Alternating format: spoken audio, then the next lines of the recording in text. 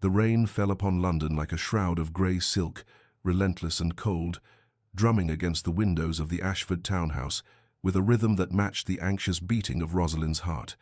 She stood in the drawing-room, her hands folded before her with a composure that belied the turmoil within, watching the rivulets trace their endless paths down the glass.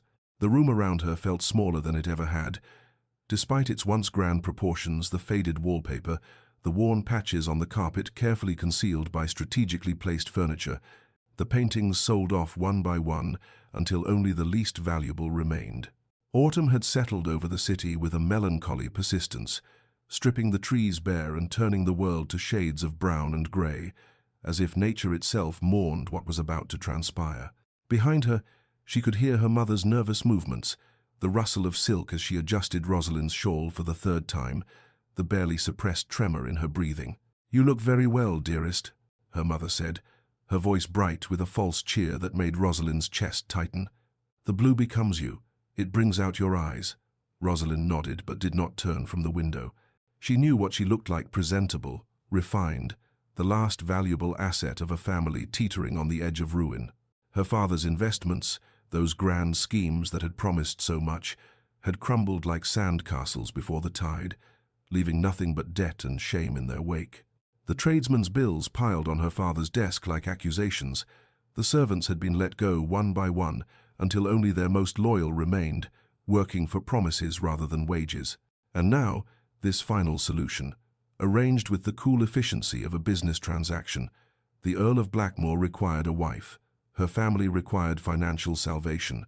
It was, her father had explained in his study 3 nights ago, a fortunate opportunity, fortuitous, a blessing even. She had listened to his justifications, watched him avoid her eyes, and understood with perfect clarity that she was being sold, though no one would use such a vulgar word. Her mother touched her shoulder gently. "He will be here within the hour, a gentleman of great standing, Rosalind. You must remember that. We are fortunate he considered our proposal at all." Fortunate, that word again. Rosalind closed her eyes briefly, allowing herself one moment of private grief for the future she had once imagined. A marriage built on affection, on mutual regard, on the slow bloom of love she had read about in poems and novels. Then she opened them again, straightened her spine, and turned to face her mother with a calm she had learned to wear like armor. "I understand, Mamma," she said softly. "I shall do what is required." And she would, because there was no other choice, because her family's survival depended upon her acceptance, because this was the role Providence had assigned her. Outside, the rain continued to fall, washing the world clean of nothing at all. But before our lover's fate is revealed, subscribe so you never miss a chapter of romance and scandal. And tell us in the comments, where are you watching from? Now, let's begin. Edmund Carey, Earl of Blackmore, arrived precisely on the hour, and Rosalind understood immediately why her mother had seemed so nervous. He was not what she had expected, not elderly, not soft with indulgence, not kindly in the manner of gentlemen who sought companionship in their declining years.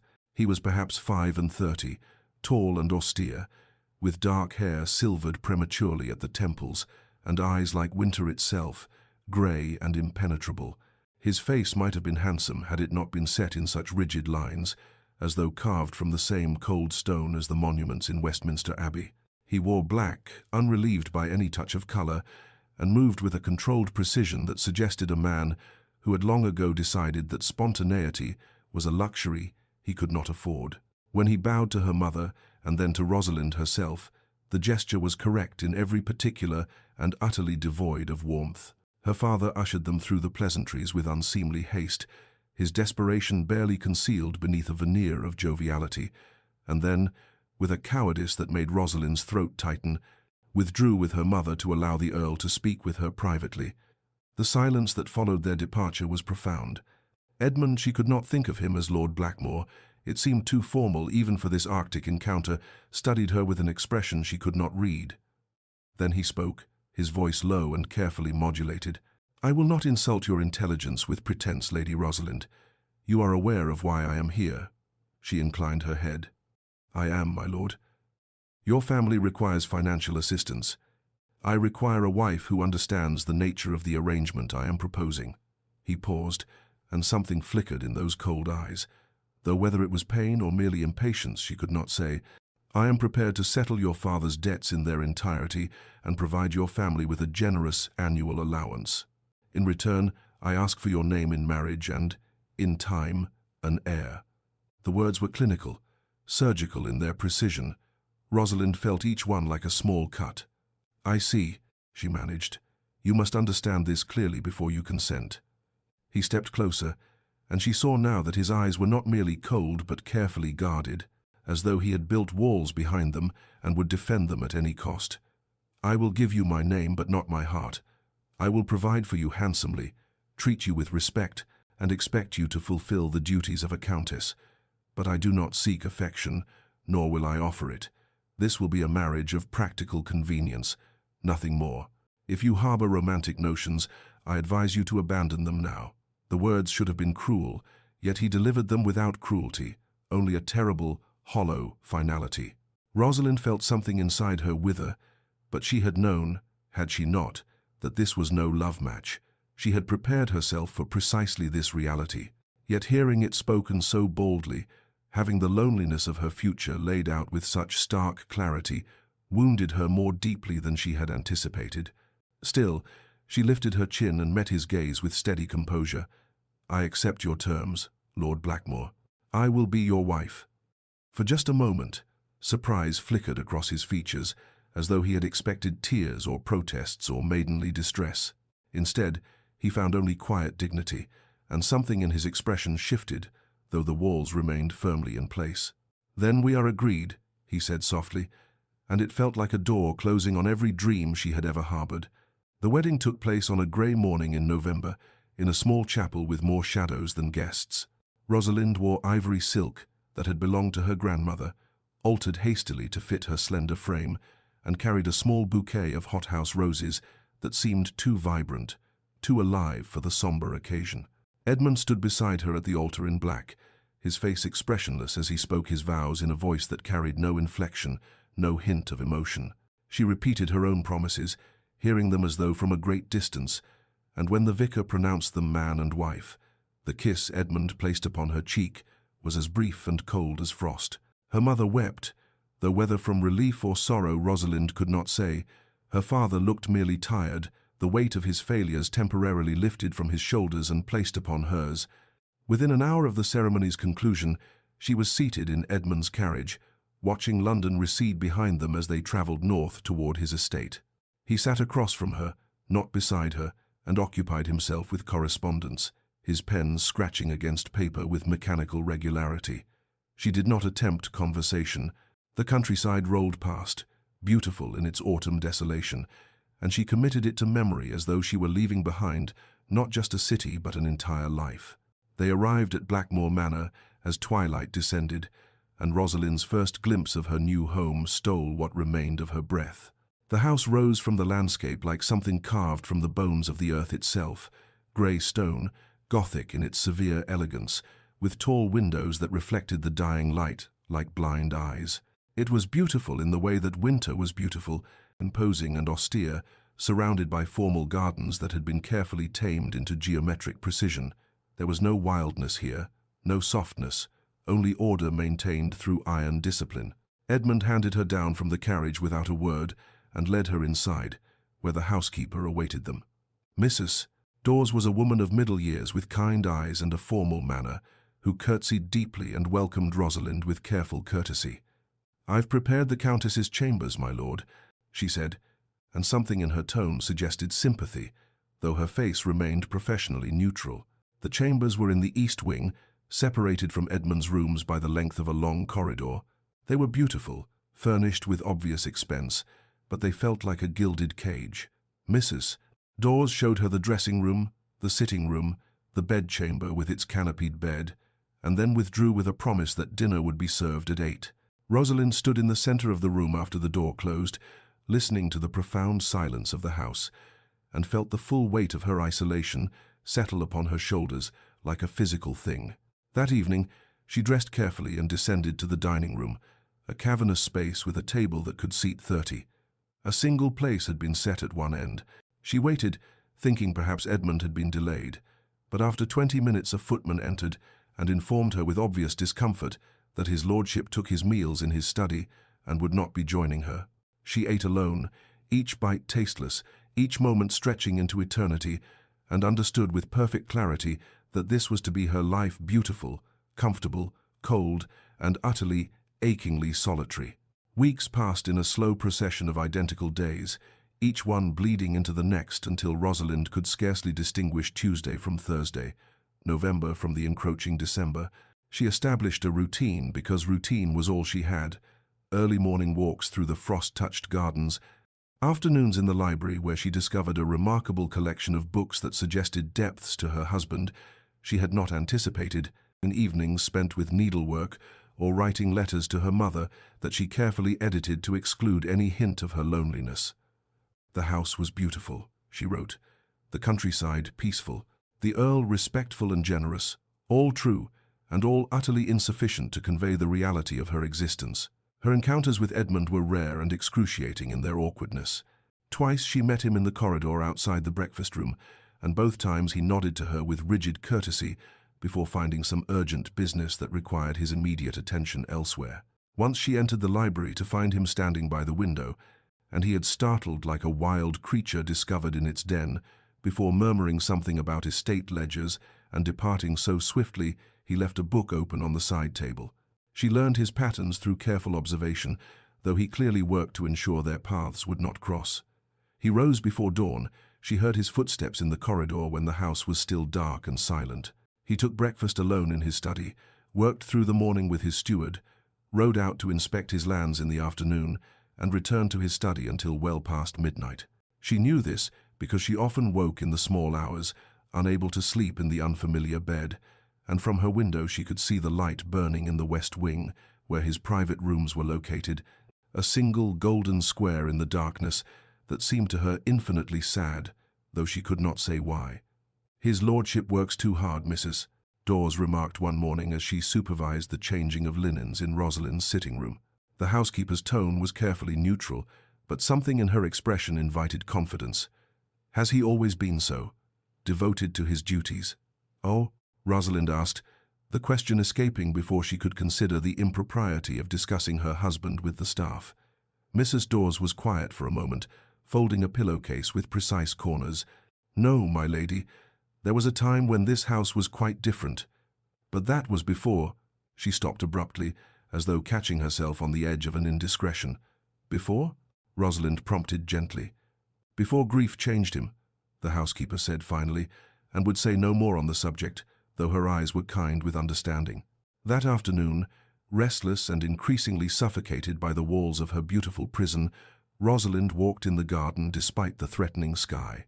The rain began as a whisper and built to a steady downpour, but she remained under the shelter of an old oak, watching the water transform the landscape. Movement caught her eye. Edmund, standing alone in the center of the formal garden with no hat, no coat, letting the rain soak through his clothes as he stared at something she could not see. He looked like a man performing penance, or perhaps a man who had forgotten how to come in from the cold. She watched him for a long moment, this stranger who was her husband, and felt something stir within her that was not quite curiosity and not quite compassion, but something suspended between the two. The library had become her sanctuary, the one room in the vast house where she felt something approaching peace, surrounded by the companionable silence of thousands of volumes.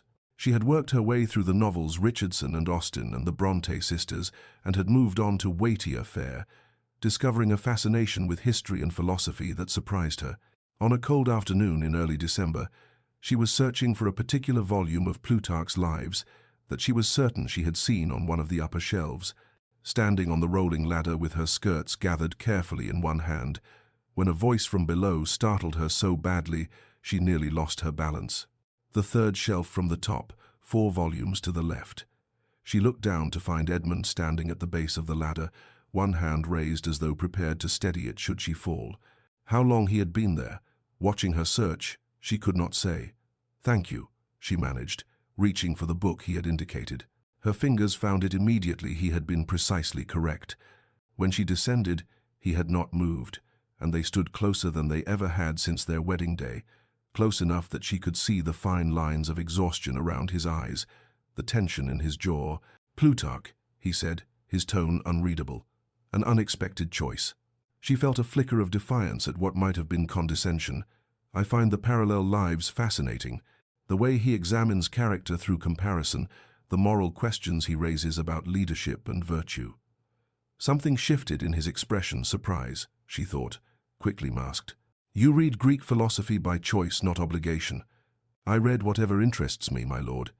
History, philosophy, natural science. I have a great deal of time to fill." The words came out more sharply than she intended, edged with the loneliness she tried so hard to conceal. For a moment, something almost like regret flickered across his features.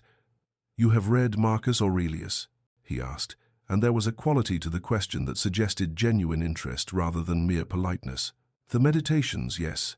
I found his stoicism comforting, though perhaps too resigned to fate for my taste." "And you prefer Epictetus? The distinction between what we can control and what we cannot. There is power in that recognition, not merely resignation." He regarded her with an intensity that made her breath catch, as though he were seeing her clearly for the first time, and for a heartbeat, she thought he might say something more, something real. But then the familiar walls descended again, his expression closing like a door. "I hope you find the library adequate to your needs," he said formally, and was gone before she could respond, leaving her standing alone among the books with her heart beating strangely fast. But 2 days later, she found a volume outside her chamber door in the morning. A collection of Epictetus she had not known was in the library, bound in beautiful leather with gilt edges.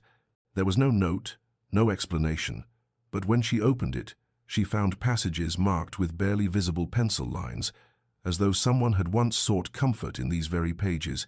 She ran her fingers over the marks, imagining him reading these same words, and something warm unfurled in her chest. The next week brought another book, and then another, a study of Roman history, a collection of essays by Montaigne, a volume of poetry by George Herbert. Each appeared silently at her door like offerings from an unseen benefactor, though she knew perfectly well who left them. He never acknowledged the gifts, never asked if she enjoyed them, but she understood that this was his language, the only way he knew to build a bridge across the distance he had created. And for the first time since arriving at Blackmore Manor, Rosalind smiled.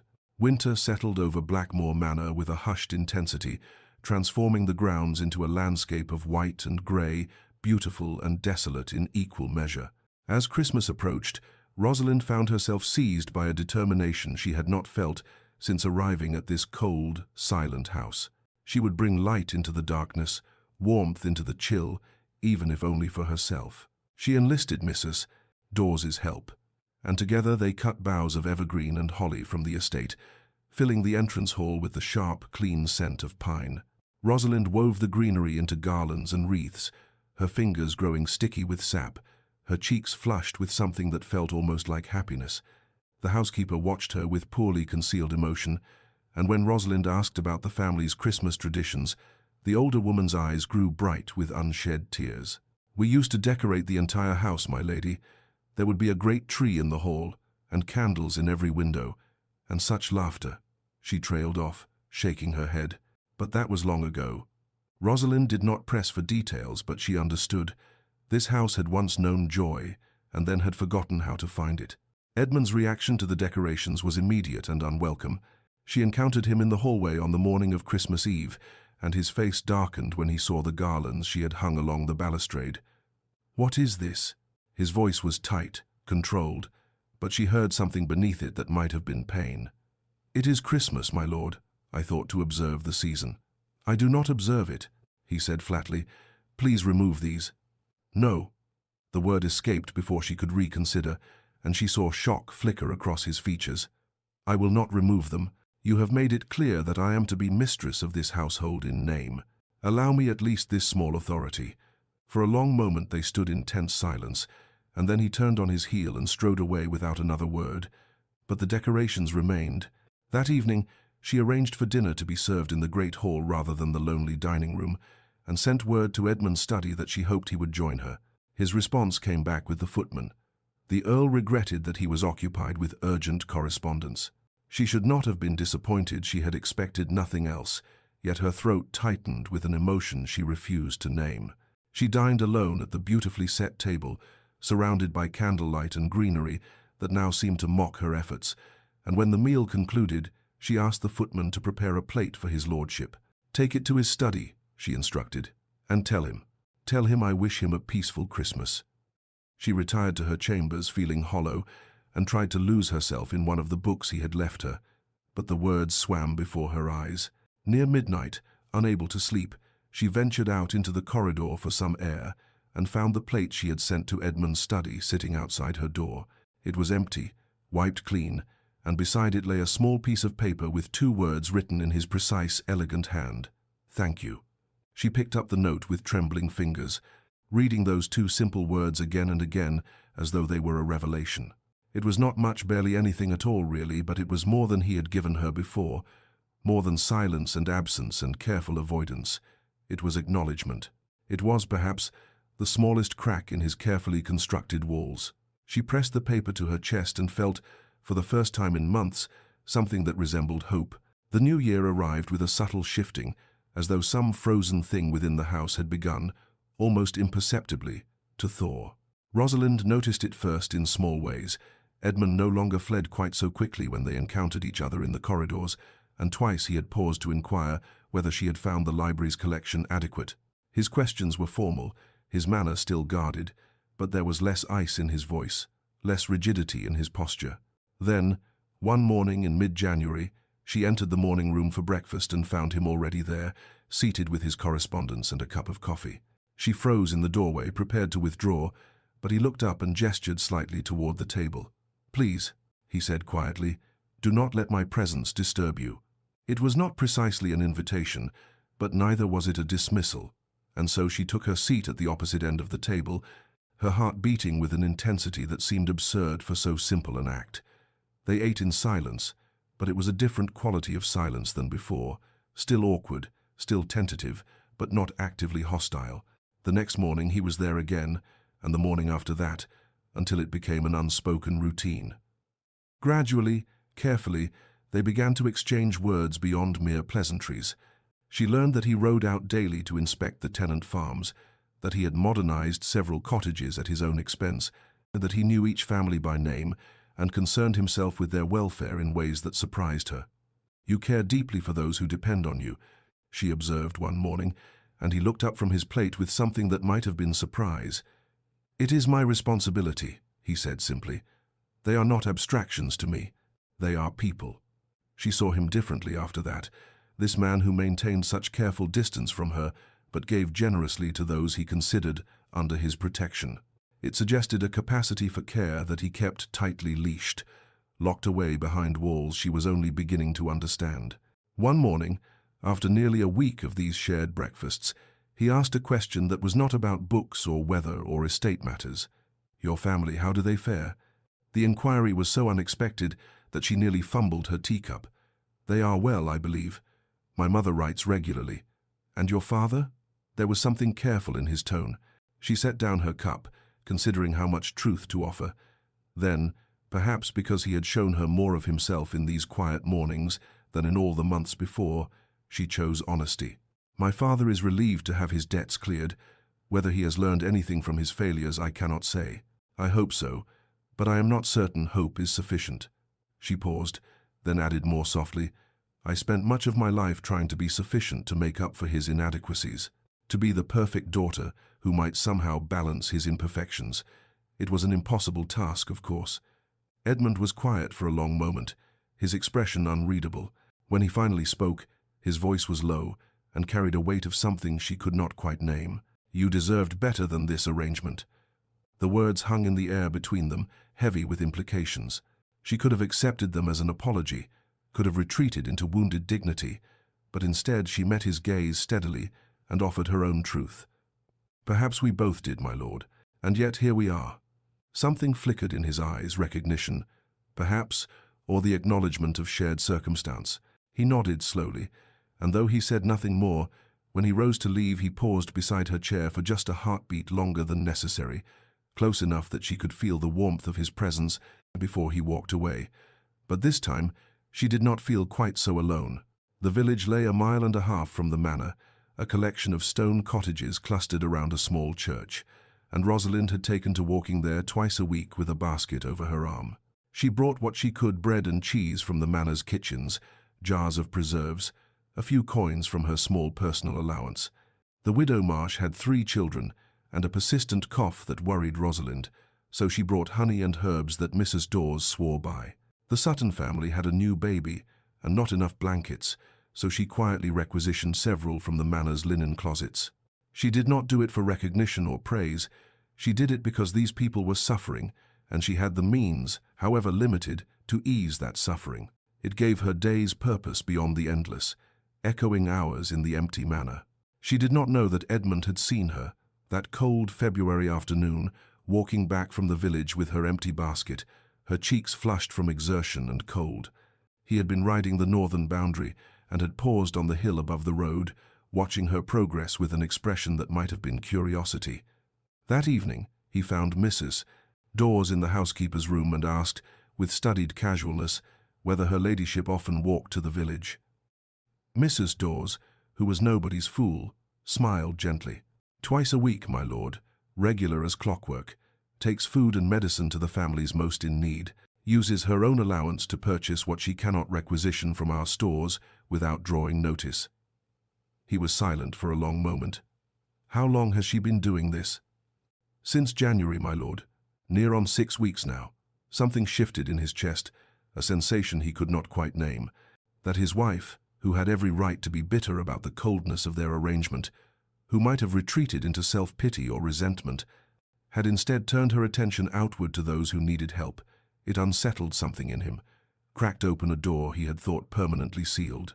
He found her in the drawing room after dinner, a room she rarely used, sitting near the fire with her needlework. She looked up in surprise when he entered, and he saw wariness flicker across her features before she composed herself. "My lord, I understand you have been visiting the tenants," he said without preamble. Color rose in her cheeks. "I hope I have not overstepped. I know I should have asked permission, but—" "You have not overstepped," he interrupted quietly. "I wish to increase the household funds at your disposal for such purposes, considerably." She stared at him, clearly stunned. That is very generous. It is merely practical. If there are families in need, they should be helped. You should not be funding charity from your personal allowance." He moved closer, drawn by something he did not fully understand. "Tell me about them, the families you visit." And so she did, haltingly at first, and then with growing confidence, describing the widow Marsh and her children, the Suttons with their new baby, old Thomas Grove, who had worked the land for 50 years and now could barely walk. Edmund listened, asked questions, and found himself genuinely interested not just in the information, but in the way her face came alive when she spoke of these people, the compassion that softened her features and lit her eyes. "Young Timothy Marsh wants to learn his letters," she said, and there was such hope in her voice. "His mother cannot teach him, but I thought perhaps—" "I will arrange for the vicar to tutor him," Edmund said, "and any other children who wish to learn." Her smile then was radiant, unguarded, and it struck him with unexpected force. "You are kinder than you pretend to be, my lord. I am merely doing what should be done," he said, but his voice was softer than he intended. And when she said something about how the Sutton baby had his father's stubborn chin, he felt the corner of his mouth lift in something that was almost, very nearly, a smile. The walls were cracking, and he was no longer entirely certain he wished to repair them. Spring came late to Blackmore that year, but when it finally arrived, it did so with a sudden profusion of color that transformed the landscape almost overnight. The gardens that had seemed so austere in winter revealed themselves to be carefully planned masterpieces, with crocuses and daffodils giving way to tulips and early roses, each bed arranged with an artist's eye for color and form. Rosalind found herself drawn outside every afternoon, wandering the paths and discovering new blooms, and one day she looked up from admiring a bed of primroses to find Edmund standing a few yards away, watching her with an expression she could not read. "They are beautiful," she said, gesturing to the flowers. "I had not realized how extensive the gardens were. My mother designed them," he said, and then, as if the words had escaped without permission, he fell silent. But he did not leave, and after a moment he added quietly, She had very particular ideas about how things should be arranged. Every plant has its place, its purpose. It was the first time he had mentioned his mother, the first glimpse into the past that had shaped him. And Rosalind understood that she was being offered something fragile and precious. She had exquisite taste, she said gently. Would you show me? And so began a new routine, gentler than their breakfast conversations, more intimate in its silence. Most afternoons he would find her in the gardens, and they would walk together, his hands clasped behind his back, her fingers trailing over blossoms and leaves. He knew every plant by name, every tree's history, and gradually he began to share these details with her. This oak was 200 years old. That rose had been grafted from cuttings brought from France. The herb garden had medicinal plants his mother had used for the tenants. She died when I was 14, he said one afternoon, so quietly she almost missed it. They had stopped beside a weeping cherry in full bloom, its branches heavy with pale pink flowers. She planted this the year before. I watched it grow in her absence. Rosalind felt her throat tighten with sympathy. It must have been a comfort, she said carefully, to have something of her remain. Or a torment, he replied, but there was no bitterness in his voice, only a weary acceptance. Everything here reminds me of what was lost. She understood then, with sudden clarity, why he had built such walls around himself, why he had demanded a marriage without love.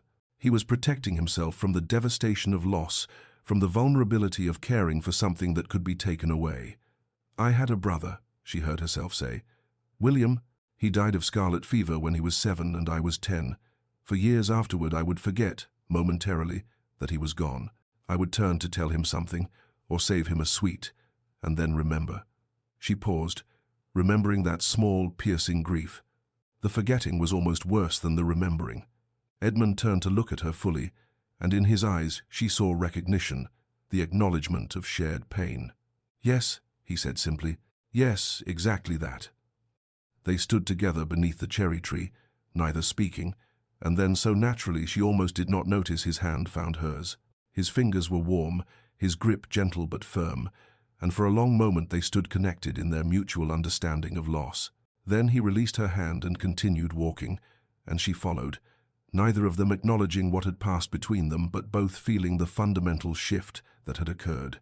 The walls had not fallen, but they had developed cracks wide enough to let light through, and in that light, something new and tentative was beginning to grow.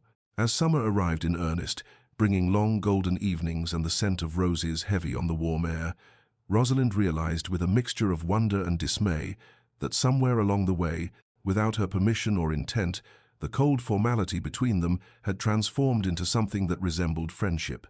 Edmund smiled now when she said something clever, and once, when she had made an observation about their stuffy neighbor's resemblance to a particularly pompous rooster, he had actually laughed a rusty sound, as though long unused, but genuine.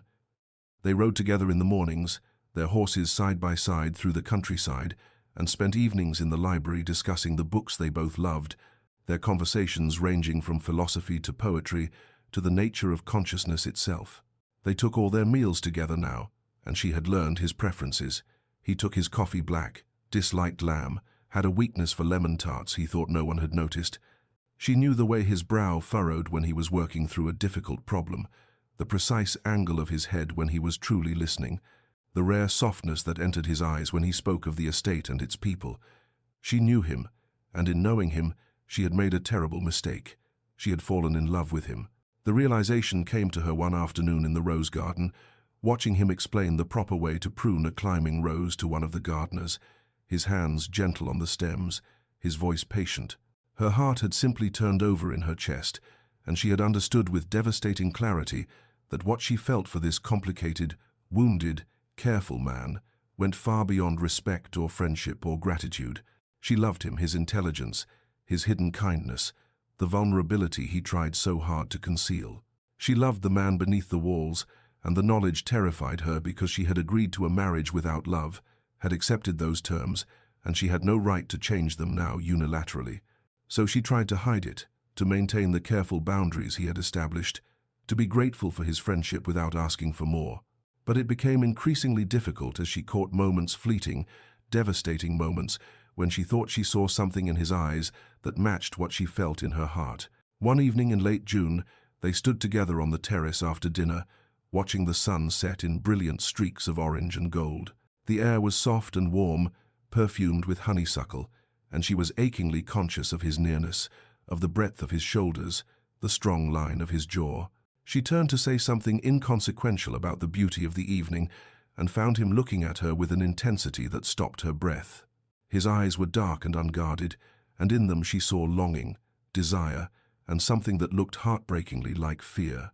For a suspended moment, neither of them moved, the air between them charged with possibility, and she hoped that he might close the distance between them, might acknowledge what was growing in the space they had created. But then something shuttered in his expression, and he stepped back as though burned. "I should attend to correspondence," he said, his voice tight, controlled. "Forgive me. Good evening, Lady Rosalind." He was gone before she could respond, leaving her alone on the terrace with the dying light and a pain in her chest that felt remarkably like her heart breaking. She had thought the worst loneliness was the isolation of those first months, but she understood now that there was a deeper loneliness still to love someone and stand so close to them, yet remain forever unable to breach the final distance between. Edmund stood at the window of his study, watching Rosalind walk through the garden below, and acknowledged what he had been denying for weeks. He was breaking every rule he had set for himself, and he had no idea how to stop. She moved with unconscious grace among the roses, pausing occasionally to touch a bloom or tilt her face toward the sun, and something in his chest tightened painfully at the sight.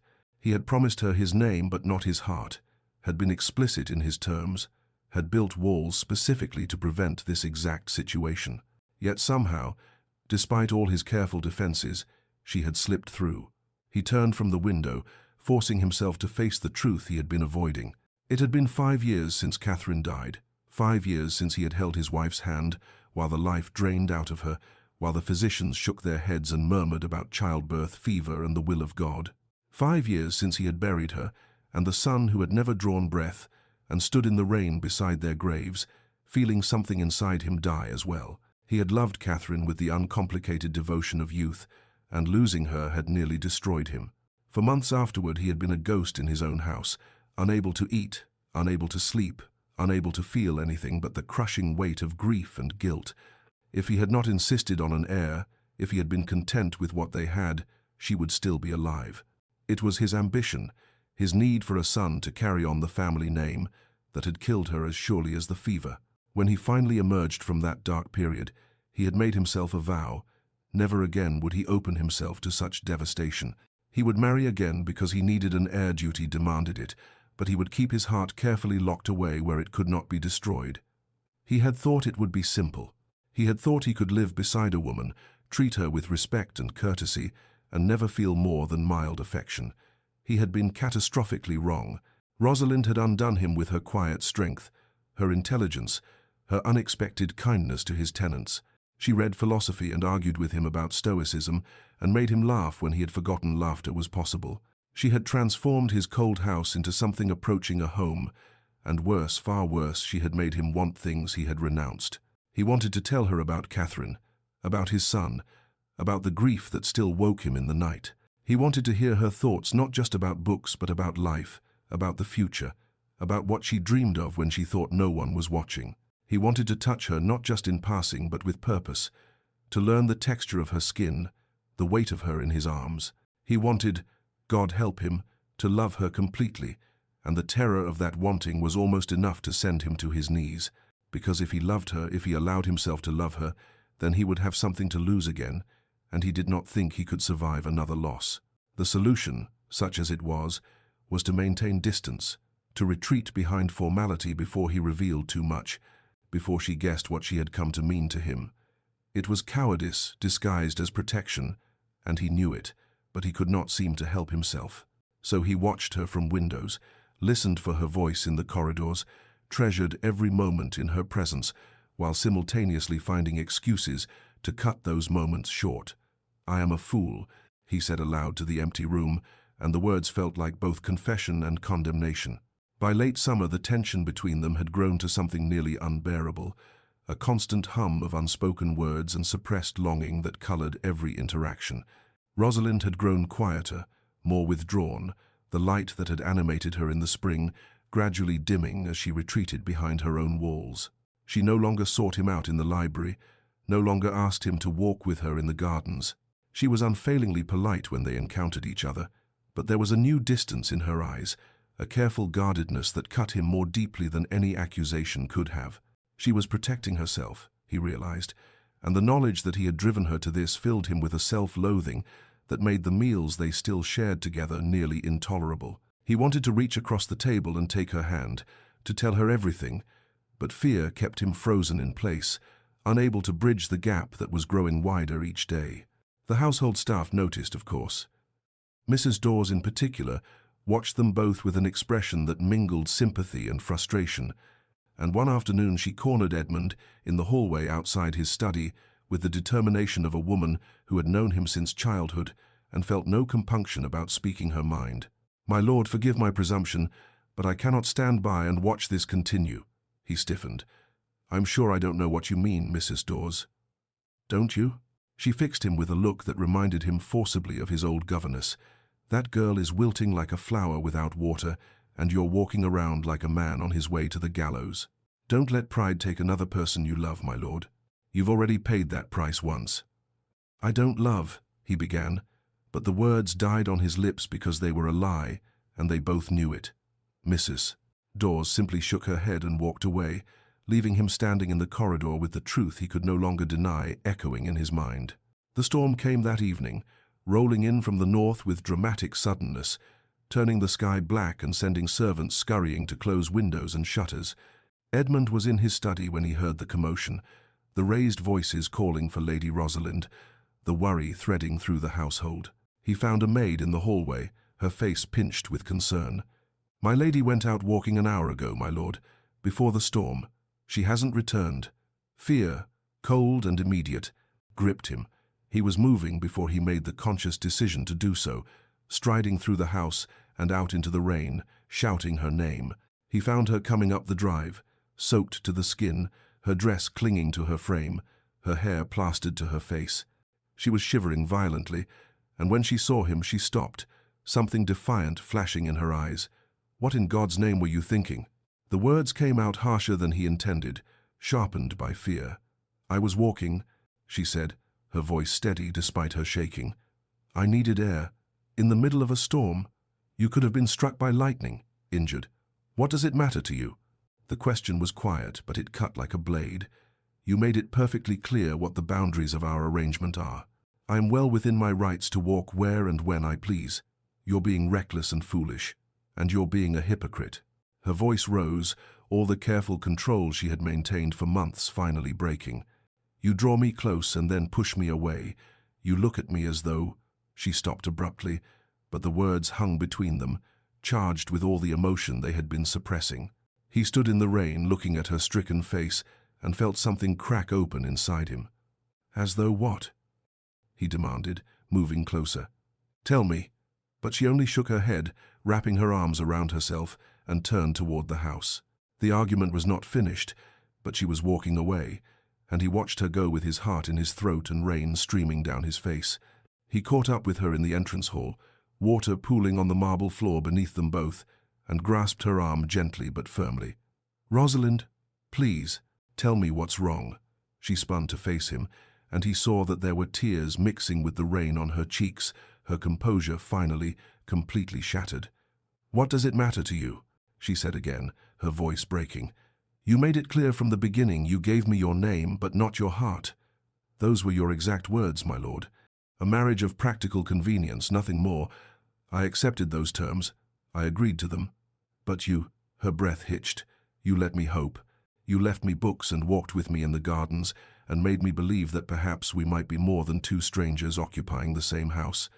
And then every time I thought we had found something real, you pulled away, and She pressed her hand to her mouth as though to stop the words, but they kept coming, a dam broken after months of careful restraint. "I have been so lonely. I tried not to care, tried to accept what I could have and not ask for more, but I cannot help what I feel. I cannot help that I fell in love with you despite every attempt not to, and I cannot bear being so close to you while remaining forever at a distance. It is a torment I did not anticipate, and I walked in the storm because at least the rain was something I could feel, something real, instead of this endless aching. She stopped abruptly, seeming to realize what she had confessed, and horror filled her eyes. "Forgive me, I should not have said," but Edmund was staring at her as though she had struck him, her words reverberating through him with seismic force. She loved him. She had said it plainly, without artifice, and the naked pain in her voice was unbearable. He had done this to her, had caused this suffering through his cowardice and fear, and standing there watching her shatter before him, he finally understood that his attempts to protect them both had only created a different kind of devastation. "Rosalind," he began, but she was shaking so violently now that the words died in his throat. Her lips had taken on a bluish tinge, and when she swayed slightly, he realized with alarm that she was not merely cold, but dangerously chilled. Everything else, the argument, the confessions, the emotional chaos, became suddenly, starkly secondary to the immediate fact of her physical distress. "You're freezing," he said, and without waiting for permission, he swept her into his arms. She made a weak sound of protest but lacked the strength to resist as he carried her up the stairs, shouting for Mrs. Dawes, for hot water, for blankets and towels. In her chambers he set her in a chair by the fire, while the housekeeper and a maid rushed to bring what was needed, and he stayed, ignoring propriety, ignoring everything except the fear that had taken root in his chest. "My lord, you should—" Mrs. Dawes began gently, gesturing toward the door. "I'm staying," he said flatly, and something in his tone brooked no argument. He turned his back while the maid helped Rosalind out of her sodden dress and into a nightgown, but he did not leave, and when they had her settled in bed, wrapped in blankets with hot bricks at her feet, he pulled a chair close and took her hand. She was already feverish. He could feel the heat of her skin, and her eyes were too bright, unfocused. "You should go," she whispered. "You don't want—" "I won't leave you," he interrupted, his voice rough with emotion. "Do you hear me, Rosalind? I won't leave you. Not now, not ever again." It was the first true promise he had made her since their wedding day, and he meant it with every fiber of his being. The fever took hold with terrifying swiftness, transforming what might have been a simple chill into something far more dangerous. By morning, Rosalind was burning with heat, tossing restlessly in the bed and crying out in distress, and the doctor who arrived from the village took one look at her and pronounced it brain fever, his expression grave. "She's very ill, my lord. The next few days will be critical. She must be kept cool, given water whenever she'll take it, and watched constantly. I cannot promise," he trailed off, but Edmund heard what he did not say, the words that hung unspoken in the air like a death knell. She might not survive. Edmund sent the doctor away with instructions to return twice daily and established himself at Rosalind's bedside with an immovability that alarmed the household. He would not leave, would not rest, would barely eat the food that Mrs. Dawes brought and left on a tray that often went untouched. Day blurred into night and back into day again, time losing all meaning in that dim chamber where he kept vigil. He tended her himself with a gentleness that would have surprised anyone who knew only the cold Earl of Blackmore, bathing her burning skin with cool cloths, coaxing water between her cracked lips drop by precious drop, holding her when she thrashed and murmuring words he barely registered in his exhaustion. The staff helped Mrs. Dawes, bringing fresh water and clean linens, a maid spelling him for brief moments when he could be persuaded to step away, but he was there for every moment that mattered, unwilling to trust anyone else with her care. She was delirious more often than lucid, lost in fever dreams that carried her far from him. She called for her mother in a voice that broke his heart, cried for William, her lost brother, pleaded with people he could not see, and begged forgiveness for transgressions he knew she had never committed. Sometimes she wept, tears sliding down her flushed cheeks, while she apologized again and again for being a burden, for failing, for not being enough. "You are enough," he told her fiercely, gripping her hand. "You have always been enough, more than enough. You are everything." But she could not hear him, or if she could, the words made no sense through the fog of her illness. Other times she whispered his name, Edmund, with such longing that it felt like a knife twisting in his chest. She reached for him with trembling hands, and he caught them, held them, pressed them to his lips while tears he could not stop ran down his face. On the third day the doctor returned, examined her carefully, and drew Edmund aside with an expression that filled him with cold dread. "My lord, I must be honest with you. The fever is not breaking. If it continues much longer." He did not finish the sentence, but Edmund understood. She was dying. He was losing her, just as he had lost Catherine. And this time it was worse, because this time he had wasted the time they had been given, had squandered precious months in fear and cowardice. He had told himself he was protecting them both, but he had only been protecting himself. And now she would die, never knowing that she had become the center of his world, and that he loved her with an intensity that terrified him, that the thought of existing in a world without her was unbearable. He returned to her bedside, took her burning hand in his, and allowed himself to acknowledge the full truth of what he had been denying. He loved her. He had loved her for months, perhaps from the moment she had accepted his cold proposal with quiet dignity, certainly from the day she had smiled at him over Plutarch. And now he was losing her, and the injustice of it, that he should finally understand what he felt, only to have her torn away, was almost more than he could bear. The crisis came on the fourth night, when the fever spiked so high that Rosalind's skin burned like fire beneath his hands, and she thrashed with such violence that he feared she would injure herself. Edmund was beyond exhaustion, unshaven and hollow-eyed, his clothes rumpled from days without changing, but he held her with steady hands and murmured to her constantly, trying to anchor her to consciousness and to life, to him. Mrs. Dawes hovered nearby with fresh water and cloths, her face etched with worry, and the doctor had been sent for again, though what more he could do Edmund did not know. He bathed her burning skin with water that seemed to evaporate on contact, and when that brought no relief, he found himself doing something he had not done in years. He prayed. "Please," he whispered into the darkness, his words addressed to a God he had stopped believing in when Catherine died. "Please don't take her. Take anything else, my lands, my title, my life, if you require it, but don't take her. I cannot lose her. I cannot." The words became a litany, repeated until they lost meaning, and somewhere in the depths of his exhausted desperation, he began to speak not to God, but to Rosalind herself, pouring out everything he had kept locked away for so long. "I love you," he said, his voice breaking. "I have loved you for months, perhaps from the very beginning, though I was too much a coward to acknowledge it. You came into my cold house and brought light with you, warmth I thought I would never feel again. You made me laugh, made me hope, made me want things I had renounced. And I repaid your kindness with distance and coldness, because I was afraid. God, I was so afraid of losing you that I never let myself truly have you." Tears ran unchecked down his face, dripping onto their joined hands. "I told you I would give you my name but not my heart, but you took it anyway. You took it without trying, simply by being yourself brave and kind and stronger than I ever was. And I was such a fool, wasting the time we had, keeping you at arm's length when all I wanted was to hold you close. If you stay," his voice broke completely, "if you stay with me, I swear I will spend every day making up for the months I wasted. I will tell you every morning that I love you. I will never let you doubt what you mean to me. But you have to stay, Rosalind. You have to fight. Please don't leave me alone in the darkness again." He laid his head on the bed beside her, still holding her hand, weeping with an abandon he had not permitted himself since he was a child. He wept for her, for them, for all the time he had squandered, and the future they might never have. He wept until he had no tears left, and then he simply held her hand and waited, because there was nothing else he could do. Near dawn, when the sky was just beginning to lighten beyond the windows, he felt the change. The terrible heat beneath his hand began to recede, slowly at first and then more noticeably. Her restless thrashing stilled, and her breathing, which had been shallow and rapid for days, deepened and steadied. He lifted his head, afraid to hope, and touched her forehead with trembling fingers. The fever had broken.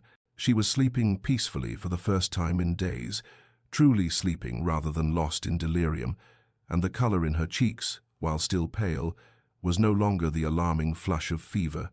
Relief crashed over him with such force that for a moment he could not breathe. She would live. She would survive this, and he would have the chance to tell her everything, to make right what he had broken, to love her the way she deserved to be loved. He collapsed back in the chair, still holding her hand as though it were a lifeline, and let exhaustion finally claim him. Rosalind woke to silence and soft morning light, and for a moment she could not remember where she was, or why her body felt so heavy, so weak, as though she had been wrung out and left to dry. Her throat was parched, her head ached with a dull persistence, but her mind was blessedly clear for the first time in what felt like an eternity. She turned her head slowly and found Edmund asleep in a chair pulled close to her bedside, his head tilted at an uncomfortable angle, his hand still holding hers where it lay on the coverlet. The sight of him struck her with unexpected force. He looked haggard, worn to the bone, with dark circles beneath his eyes and several days' growth of beard shadowing his jaw. His clothes were rumpled, his cravat missing entirely, and there was something profoundly vulnerable about him in sleep that made her chest tighten. He had stayed with her.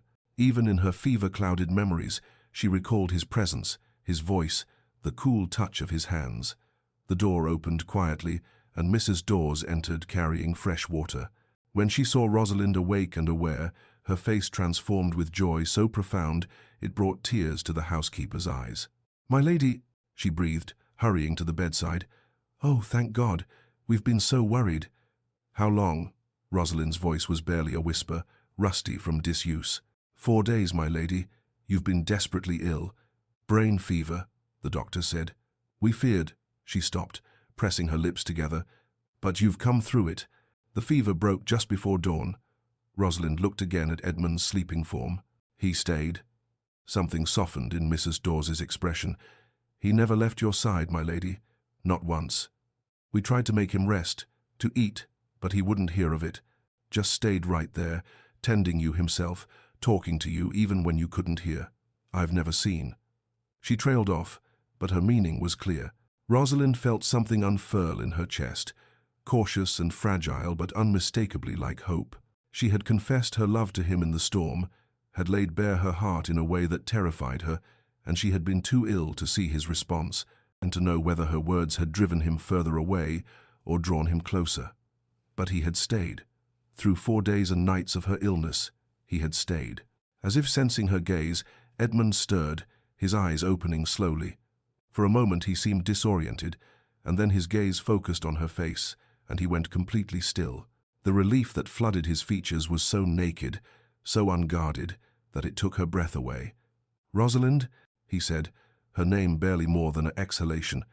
"You stayed," she whispered. He straightened in the chair, leaning closer, and she saw that his eyes were red-rimmed, that his hand trembled slightly where it held hers. "I couldn't leave you," he said, and his voice was raw with emotion, stripped of all the careful control she had grown accustomed to. "I cannot ever leave you.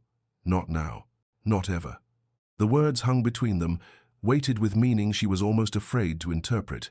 She searched his face, looking for the walls, the careful distance, and found instead only an openness that made her heart race despite her weakness. "Edmund," she began, but he shook his head. "Let me say this while I have the courage," he interrupted quietly. "I have been a coward and a fool, and I nearly lost you because of it. But if you will permit me, when you are well, I have a great deal I need to tell you." She reached up with her free hand, the movement exhausting but necessary, and touched his face. He turned into her palm, his eyes closing briefly, and then he brought her hand to his lips and kissed it with a reverence that told her everything she needed to know. Whatever had passed during her illness, whatever had changed, the walls between them had finally fallen. Her recovery was slow but steady, and through it all Edmund remained constantly at her side with an attentiveness that would have seemed impossible mere weeks ago. He read to her for hours poetry and history and novels, his voice a soothing presence that anchored her to the world. He brought her meals on trays and coaxed her to eat when she had no appetite, patient and gentle in ways she had never imagined him capable of being. He sat with her in comfortable silence when she was too tired for conversation, simply holding her hand, and the walls that had defined their relationship for so long had disappeared so completely it was as though they had never existed. A week after the fever broke, when she was strong enough to sit up against pillows and her mind had regained its usual clarity, Edmund came to her room in the afternoon and asked if she felt well enough to talk. Something in his expression, serious but no longer guarded, made her heart quicken, and she nodded, gesturing to the chair beside her bed. He sat, silent for a long moment as though gathering his thoughts, and then he began to speak. He told her about Catherine, his first wife, and the way she had died, bringing their son into the world. His voice was steady, but she could hear the old grief beneath it, the wound that had never fully healed. He described the months afterward, the darkness that had consumed him, the way he had closed himself off from feeling anything, because feeling meant pain. "I built walls," he said quietly, "because I could not survive another loss. And when I decided to marry again, I convinced myself that I could keep those walls intact, that I could have a wife for practical purposes, without ever risking my heart. I thought if I never loved, I could never lose." He looked at her then, and his eyes were dark with emotion. "But you," he said, and there was wonder in his voice, "you undid all my carefully laid plans. You slipped through every defense I built without even trying. You were kind when you had every right to be bitter. You were strong when I gave you nothing to be strong for. You made me laugh and made me hope and made me want to live instead of merely exist. And I was terrified, Rosalind. Terrified of what you had come to mean to me. Terrified of losing you the way I lost Catherine. So I pulled away, kept you at distance, and nearly destroyed us both in the process." Tears slipped down Rosalind's cheeks, moved beyond words by his vulnerability, by the trust he was placing in her with this confession. "I thought I wasn't enough," she whispered, "that you looked at me and found me wanting. I have spent my whole life feeling like a burden to be managed, a problem to be solved, and when you married me I thought that was all I would ever be to you, a duty fulfilled." He reached for her hand, gripping it tightly. "You were never a burden," he said fiercely. "Never. You are the greatest gift I never thought to ask for, the answer to prayers I was too afraid to speak. You brought light back into my darkness, Rosalind. You made me remember what it means to be fully alive." She smiled through her tears, her heart so full she thought it might burst. "I love you," she said simply. "I told you that in the storm, and I meant it. I love you, Edmund, with all that I am." "I know," he said softly. "I heard you, and I have been waiting for you to be well enough so I could say it back. I love you, Rosalind. I have loved you for so long, and I will spend the rest of my life proving it to you if you'll let me." She drew him closer, and he came willingly, carefully mindful of her weakness, and kissed her forehead with infinite tenderness. "No more walls," she whispered against his shoulder. "No more walls," he promised. "Never again." 2 days later, when Rosalind was well enough to sit in the chair by the window with afternoon sunlight warming her face, Edmund came to her with an expression that was equal parts determination and nervousness. He knelt beside her chair, taking both her hands in his, and the gesture was so unexpected, so humble, that her breath caught. "I need to say this properly," he began, his voice low and intense. "When I married you, I made you a promise I would give you my name, but not my heart. It was a cruel promise, born of fear and cowardice, and I have regretted those words every day since I spoke them. The truth is, Rosalind, that I gave you my heart whether I acknowledged it or not. It has been yours for months, perhaps from the very beginning when you stood in your father's drawing room and accepted my cold proposal with such dignity. Certainly it was yours from the day you smiled at me over those books in the library, when I realized that you were not what I expected, but something infinitely more precious." He paused, and his grip on her hands tightening. "I love you. I am desperately, completely in love with you, and I am asking, begging, if you can forgive me for the coldness I showed you, for the months I wasted, for being too much a coward to tell you what you meant to me until I nearly lost you." Tears spilled down her cheeks, but they were tears of joy, of relief so profound it felt like absolution. "There is nothing to forgive," she said, her voice trembling with emotion. "I loved you even when I tried not to, even when I thought it was hopeless. I loved you in the silences and the small kindnesses you tried to hide. I loved you when you walked with me in the gardens and when you left books outside my door. I have been yours for so long, Edmund, waiting for you to let me in." He reached up to cup her face, wiping away her tears with his thumbs, and when he spoke again, his voice was rough with emotion. "I know I promised only my name, but if you'll have it, my heart has been yours since the day you smiled over those books. Since the moment you argued with me about Epictetus. Since I watched you care for my tenants and transform my cold house into a home. It has always been yours, even when I was too afraid to admit it." And then he kissed her, properly kissed her for the first time, and it was nothing like the brief, cold brush of lips at their wedding. This kiss was tender and tentative, full of promise and healing, an apology and a declaration and a beginning all at once. When they finally drew apart, both breathless, he rested his forehead against hers. "Can we begin again?" he asked softly. "Start fresh with honesty between us?" She smiled, her hand coming up to cradle his face. "I don't think we're beginning again," she said. "I think we're continuing forward, but this time together, in truth rather than in careful distance." He nodded, understanding blooming in his eyes. "Together in truth," he repeated, and pulled her close, careful of her lingering weakness but unable to maintain any distance between them. "No more walls, Rosalind. I promise you no more walls." "No more walls," she echoed, and in that moment, wrapped in his arms with sunlight streaming through the window, she felt truly, completely home for the first time in her life. They had both built defenses against pain. Both tried to protect themselves from loss, but in tearing down those walls they had found something infinitely more valuable. They had found each other, wholly and completely, and that was worth any risk, any vulnerability, any fear. Years later, when autumn came again to Blackmore Manor, it arrived not with melancholy but with a warmth that had nothing to do with temperature and everything to do with the life that now filled every corner of the estate. Rosalind stood in the garden that had once seemed so austere, watching the afternoon sun paint the roses in shades of gold, and marveled at how completely her life had transformed. She was no longer the pale, lonely woman who had walked these paths in silent isolation, but someone radiant with health and happiness, her face alight with contentment as she watched the scene before her. The garden rang with children's laughter. Their son Thomas, aged 5 and all boundless energy, chased his sister Catherine, 3 years old and determined to keep pace with her brother despite her shorter legs. They wove between the flower beds with the abandon of children who knew themselves completely loved, their voices high and joyful, and Rosalind's heart swelled with a gratitude so profound it sometimes overwhelmed her. Edmund emerged from the house carrying their youngest daughter, Anne, barely a year old, and drowsing against his shoulder with the boneless contentment of a well-loved child. He crossed the lawn to where Rosalind stood, and without breaking stride, leaned down to kiss her, a casual gesture of affection that spoke of long intimacy, of a love that had only deepened with time. She smiled against his lips and then rested her head against his shoulder, careful not to disturb the sleeping baby, and together they watched their older children play.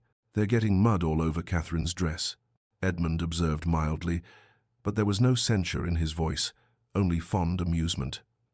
"Mrs. Dawes will scold," Rosalind agreed, equally unconcerned. "But they're happy, and that matters more than clean clothes." He shifted the baby in his arms and slipped his free hand around Rosalind's waist, drawing her close against his side. They stood in comfortable silence for a moment, and then he said quietly, "I almost lost you twice, you know. Once to my fear and foolishness, and once to that fever. Sometimes I wake in the night and remember, and the terror is as fresh as it was then." She turned to look up at him, seeing the shadow that still occasionally crossed his features when he thought of how close they had come to missing all of this.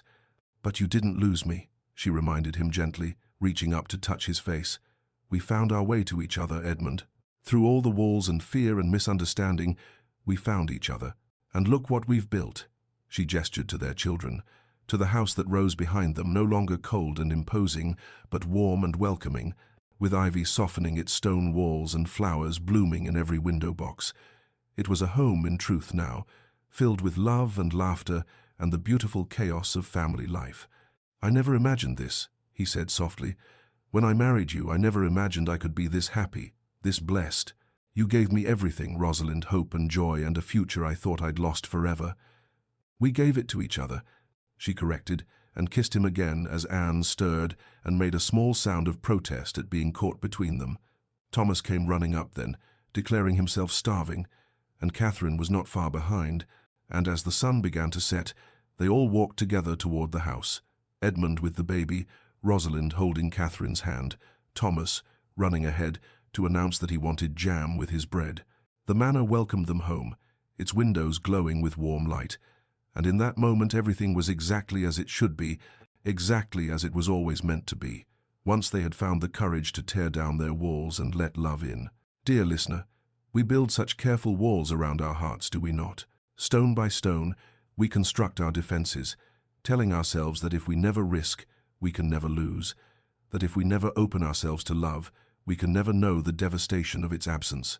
Edmund built his walls from grief, Rosalind from a lifetime of feeling insufficient, and for months they lived side by side in a beautiful house that was not a home, close enough to touch, but separated by barriers of their own making.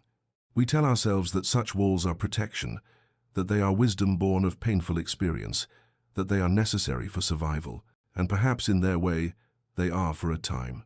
But walls that protect us can also imprison us, keeping out not just pain but joy, not just loss but love, not just heartbreak, but the very connections that make life worth living.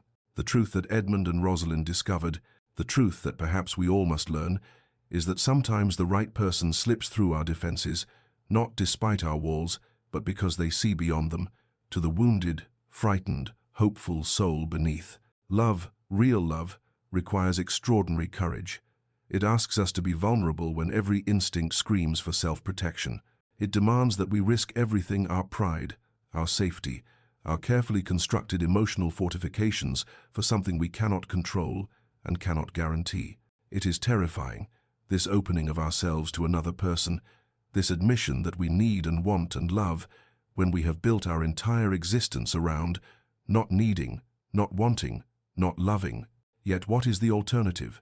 To live as Edmund and Rosalind lived in those early months, occupying the same space but never truly connecting, surrounded by comfort and security but hollow at the center. To be so afraid of loss that we never truly have anything worth losing. Sometimes the arrangements we resist, the paths we did not choose for ourselves, become our greatest blessings. Sometimes the gifts we need most are the ones we never thought to ask for. Rosalind did not choose to marry Edmund out of love, and he did not choose her for affection. Yet in the crucible of their practical arrangement, they found something profound and true. So to you, dear listener, wherever you are in your own journey, I offer this gentle encouragement. Remain open, even after heartbreak. Recognize love when it appears in unexpected forms, in books left outside doors, in shared silences, in the slow tearing down of walls. Be patient with those who struggle to express what they feel, who pull away when they most want to draw close, who protect themselves with coldness because they are terrified of their own capacity to care.